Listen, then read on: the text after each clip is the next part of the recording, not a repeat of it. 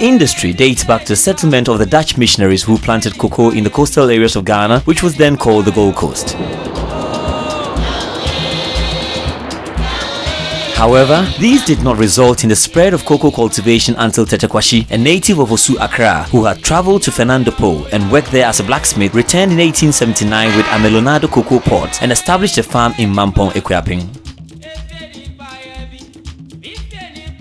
Tete Kwashi is a man coming from Accra, precisely La and Osu. He was born on the 27th day of March 1842. And he was a blacksmith by profession. And he also worked at Christianborg in the early 1850s to 1870s. He was there as a loader. He later on became a shoemaker. And he was a very good servant to one of the masters. And it got to a time he was being transferred to Fernando Po. And as he was very good, he took him along. When he got to Fernando Po in 1870, he found cocoa as one of their commercial crops they are growing over there.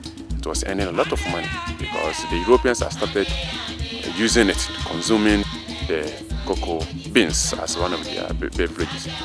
So this influenced him a lot to bring some crops when he was coming back in 1876. So he came and he moved from Accra because he was looking for very good vegetation.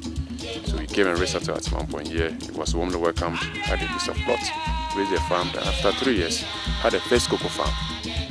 But it was not him who brought cocoa first into Ghana. It was the Basel missionaries. But this, for them, they didn't commercial it until Tete Kwashi came in. Fully commercial the whole thing, and people rushed to him to have some pause and raise a farm throughout the country and so some parts of the West African countries. This is one of the original trees planted in the year 1879 by the late Tete Kwashi. But unfortunately, when you look at the tree, it's very young as compared to the years 128. And it's because it's a new generation which used to come and replace the main one. This is the stamp of the first one, and this is what Tete Kwashi himself planted. And when this died, this came as the first offshoot or first generation to replace the main one. This also left behind these ones to take over. And fortunately, they're still healthy, giving out so many pods. And these pods are reserved purposely for planting. Don't just harvest it for harvesting sake, but for planting, since it's the original. And we learned Tete Kwashi, people are saying he swallowed cocoa seeds when he was returning from Fernando Po. And that's not the case. He came along with 11 ripe pods into then Gold Coast.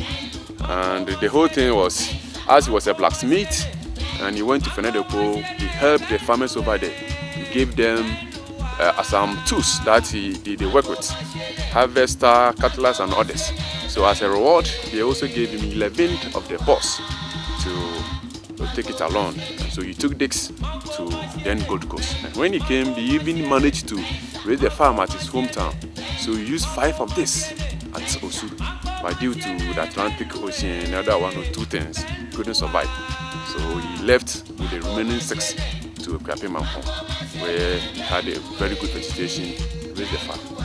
And he didn't swallow it because when you swallow a seed, it can never stay for that long period from Fernando Po to Ghana. And then time using ship or vessels, it takes around 30 days before you land on this land.